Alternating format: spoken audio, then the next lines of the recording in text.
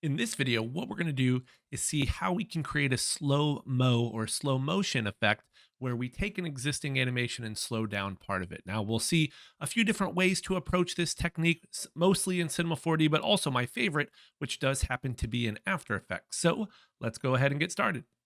All right, so we're going to be talking about creating a slow-mo effect, whether it's with dynamics, whether it's with keyframes, really the process is the same. And so while there might be some other things to consider when working with keyframes, I'm going to primarily focus on dynamics. But what I'll say is when it comes to creating slow-mo, the principles are the same. You typically want to render out at a higher frame rate and then expand that frame rate or slow down a part of your animation in After Effects or whatever compositing program you're doing. You could achieve somewhat similar results in a few different ways working with your animation if you were to just come in and slow part of it down.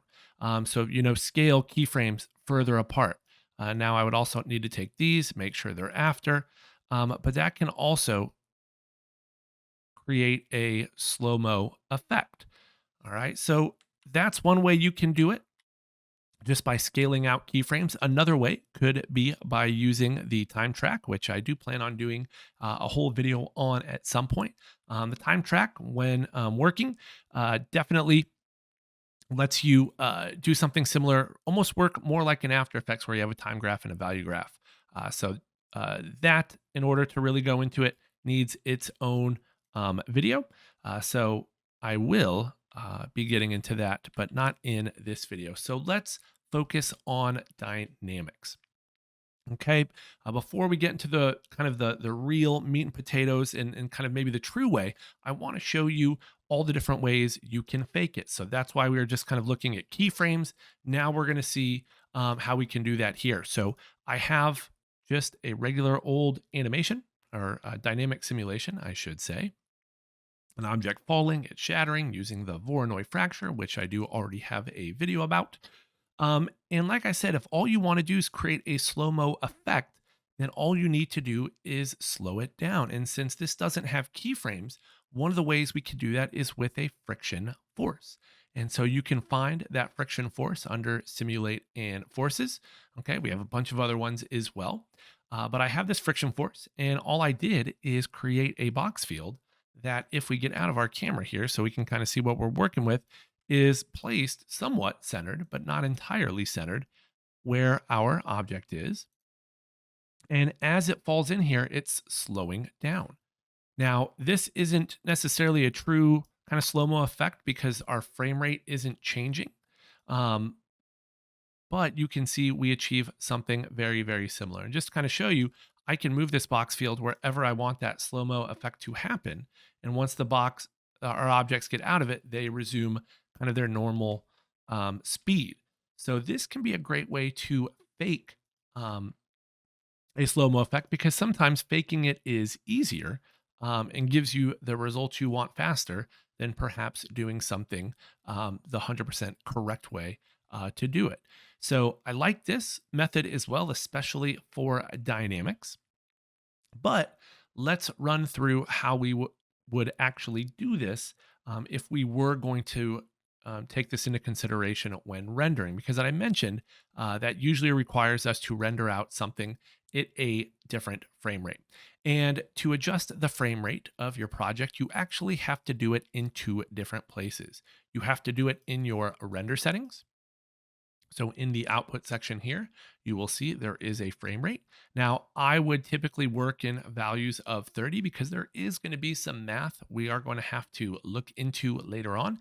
60, 120 are kind of the most common. You could even go higher, but keep in mind that you will now be rendering out that many more frames per second. And so that's where the slow-mo effect can get a little bit tedious, and why doing it in Cinema 4D, kind of faking it like this, is appealing because it reduces the number of frames we need to render. Now, as you change this to say 120, that will change the timing of your animation when you change it here as well as the other place in your project settings. And to show that, we can switch back to this example where we have our kind of cube doing a little bit of a basic animation, just kind of squashing and stretching here. But if you go into your render settings, set this to say 120, all right, nothing will change yet. The other place you need to change it is in your project settings. So if we come here into our project settings, we can pull that up, and this one here is important. So what we could do is, once again, type this in, change this to say 60 or 120. And as we do that, Cinema 4D does kind of scale out our animation for us, which is maybe a good thing, maybe a bad thing. But this is ultimately what the slow-mo will look like when um, uh, adjusted in After Effects. Okay. So you can see how this is just slower as it is. We're also getting this played back at 120 frames per second. And our animation did get scaled out. So what we would do to get the original speed back in After Effects is to kind of scale this in and then expand the part we want. But this is ultimately the end result. And notice now how this animation um, is now significantly longer from the original. I think it was like 60 some odd frames. Since we took it to 120 frames per second, we're now looking at closer to 250 frames. So a big, big difference. The last part of this that I want to touch on in Cinema 4D, at least with this example, is the playback rate, which I realize is cut off. But in yours, what you will want to see or set this to is either the project or kind of whatever frame rate you're going to be working with in After Effects. So ultimately, I will be doing this at 30 frames per second, right? And you can see how this is even slower. So I would definitely want to kind of scale this in so that it's playing back faster so I can slow it down. All right. So playback speed here also important. And switching this to 30 is ultimately what it would look like when it is rendered. 120, which actually isn't an option here, so you would have to go with project, is kind of going to be the normal speed of this, which is actually a bit slow. So yeah, definitely would want to make this faster so that I could slow it down. Now, when it comes to dynamics, there's a couple of different ways you can potentially do this, okay? Aside from just rendering it out. Actually gonna do that here. In theory, I don't always have the best luck getting this to work. In theory, if you create an alembic, so if you have an animation, and this should work for any animation, not just dynamics, but if you bake an alembic here, this can take a little bit of time. What you will end up with is the ability to adjust the timing of this in your attribute manager. And I'm going to try and show you that if this cooperates with me. And there we go. Happens. So you can work with the speed. Now, like I said, this is kind of hit or miss from what I've seen. Now, keep in mind, I also have my original Voronoi in there, so I need to hide that. And honestly, we can't even see it now. So let's hide our backdrop so we can just kind of see it. Okay. But also apply a material to this as well, maybe to give it a little bit more shading. Okay, that's not a little bit more shading. So let's just turn materials off. That gives us our flat little option there. So dome light gone. Wow, interesting. Nothing at all is visible. Cool. So I'm just going to go into line modes then so we can see this. All right, and this is what we're seeing with our Alembic. And, once again, don't mean to go too much into Alembics, but yes, the speed is what you should be able to work with and eventually keyframe. Now you can see that isn't quite working for me. So I don't know if it was something I did in the Alembic or something else I'm missing here. But that is something you could do. And you could take it even further here with the remap option as well if you need to take it further. Okay, so that's another potential option. And then lastly, when it comes to dynamics, back in your project settings one more time in simulation. And in scene, you have this time scale. Now, I don't think you can quite do a slow-mo effect with this, but you can slow things down with this. Now, if you can keyframe this though, it should or could potentially work. Once again, I'm having some issues with these, but I have gotten them to work in the past. So I'm not sure if I'm doing something wrong. But let's say you have something like this, where you do have a full simulation. You want to render it out. And then slow it down in After Effects? How would you do it? Well, as I mentioned, make sure in your project settings that your frame rate is set to what you want it to be, and make sure you have a matching frame rate in your render settings. And then the magic comes in After Effects. So here I am in After Effects. I already have that sequence in, and we need to kind of figure out a couple things here. One, if you just import a sequence, it's going to set this sequence's frame rate at 30 frames per second, which isn't entirely true. So what we'll do is actually duplicate this because we can have multiple versions here at different frame rates. So if that's 30 frames per second, I'm going to rename this 120 frames per second. And what I can do if I want to change that frame rate is right click on it, go to interpret footage, choose main, and in here I can go with assume this frame rate. I'm going to go with 120, not 129, but 120. Right, so that's looking good. I have both of those in there. You can see that's updated. And honestly, you could do something similar with your composition, right? What is the frame rate? And well, I do think 30 frames is the easiest, especially when it comes to math. Kind of deciding if you need to how far you can spread things out. Um, Ultimately, we could go as far low as 24 to get more of that slow-mo effect. And we'll also see what happens if you slow things down too much, because that is something that can be very problematic. So that looks pretty good. I'm not terribly concerned about the duration. Okay, so this is just our 30 frames per second comp. And when I put my 30 frames per second animation in here, right, this is what we get. All right. Notice that length. It's about 250 frames. Okay. And if we go into Cinema 4D and see that animation, it also is 240 frames. Okay. So just keep that in mind. Here's our 120 frames. Okay. Notice how much shorter that is and how much faster. All right. So our 30 frames per second is our slowed down version, where our 120 frames per second interpolation of our animation here um, is the original speed, not slowed down. Okay. So ultimately, playing this back at 30 frames per second is about as slow as we're going to be able to get this, unless we did this at 24. So why don't we do that? Okay. Rename this to 24 FPS. Like I said, the math can get a little bit tricky here. So interpret main again, 24. All right, we can see that's even longer. It will be just a little bit slower.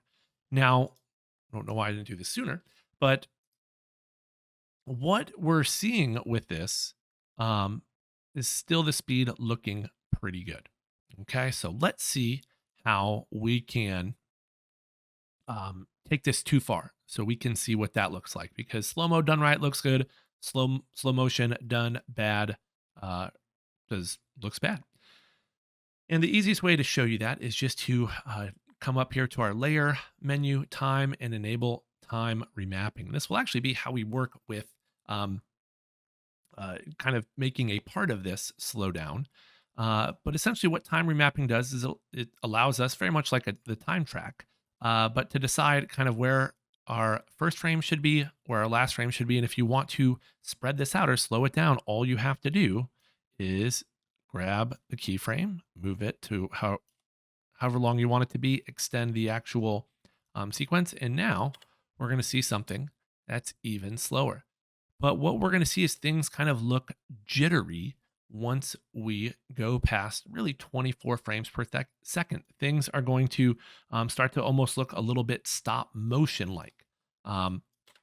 This is really, really noticeable, especially if you've looked at it before. So you can see now just how unsmooth this animation and it is, and it's because it's playing back a lot fewer frames than we are used to seeing, that 24 or perhaps 30. Maybe it's could be something else depending on where you're at in the world, because there are quite a few different frame rates, whether it's broadcast, whether it's film, you name it. Okay, so that's kind of the basics for remapping, just kind of to stretch something longer. But what we can do now is take our 120 frame per second version, which needs to be turned on, and slow down just a specific spot. And so I'm going to zoom in here so we can get a little bit more real estate to work with, because ultimately it can't be any longer than this. And because we're only going to lengthen a section, we probably won't get anywhere close to that, at least without things starting to look pretty bad. So let's say we want to slow down this section here. What I'll do is go to layer, time, enable time remapping. Okay, once again, there's my beginning, my end. But what I can do is say, hey, I want this at frame 25. Okay, come here to say frame, let's try and keep this simple, 50. All right, this is where the math comes in. So we have 25 frames, and we can extend this multiple times. So instead of 25 frames being between this, let's make it 50 frames. So 25 to 75, right? Good old math. So I'll take all this stuff and just slide it down, right? This too. And so what we should see, a little bit at least at this point, is things kind of slow down just a touch there. All right, not really noticeable. So let's go again. Let's take this another, and instead of it being 50, let's make it 100. So 25 to 75 should go to 125, right? Something like that. And this should start to be more noticeable. All right. So there's that slow motion effect. And that's probably about as much as we can do. We can try doing it one more. Now, once again, this is where the math gets kind of tricky. We're doubling it each time when we have to be really careful of that. Okay. Because the exact number of frames we're seeing here could be less than 30. I think we're still good. Let's see one more. So we have 25 to 125. All right. So absolutely going to be pushing this too far. But just to get an idea of the slow-mo effect, we could do 225. Okay. Right. So there's no way this just expanding this section should be as long as, the whole thing. But we'll definitely get an example of what that slow motion effect can look like. And then also how it's looking a bit too stretched out. Okay, so maybe I would pull this back a little bit, right? Because when you think about it, so should be 25, doubling it to 50. But I'm pretty sure we shouldn't be doubling it again to 100. We should just be adding 25 to that. But to kind of exaggerate this, I wanted to show you that. And honestly, you can't just eyeball it until something that looks smooth. So maybe it's 170, right? Maybe that's going to be closer to 24 frames per second, and that looks pretty good. Okay. All right. I think we're almost there. All right. So why don't we just bring it back to 150, which, because I started on frame 25, almost makes me think that might be exactly how to do it. But yeah, that's looking really, really good. Now I'm probably pretty close. Maybe it would be 175. There isn't that much before and after to kind of stretch out. You could just kind of do the opposite on this one, right? So if this is the slow version, well, why don't we just kind of time remap it, but opposite, right? We could do the same thing, enable time remapping. This probably will actually be a little bit easier here. So we could take, our first 100 frames and make them go to 30, right? So that should happen pretty fast, then slow down, and then we can decide when we want it to speed up again. So let's say if this is 240, we'll do 140, once again, 100. And then I can take that to 30, which would be 170. And so actually, not too far off, right? Now, this isn't going to be the exact same animation, but pretty close. right? There's that slow motion effect. Okay, now there are even more ways you or things you could do to try to smooth out this motion that I won't get into, different effects and techniques to use for that. But you don't want to do too much of that unless if you can avoid it, because there are going to be some artifacts, some issues if you artificially kind of change the frame rate with frame blending or whatever the case may be. Now, there's probably some advanced AI techniques you could use to do that, but at least basic kind of After Effects stuff, you have to be very careful with it. Okay, so I think that about does it. That will do it for this video. If there's anything else you would like to see, please let me know. And until next time, take care.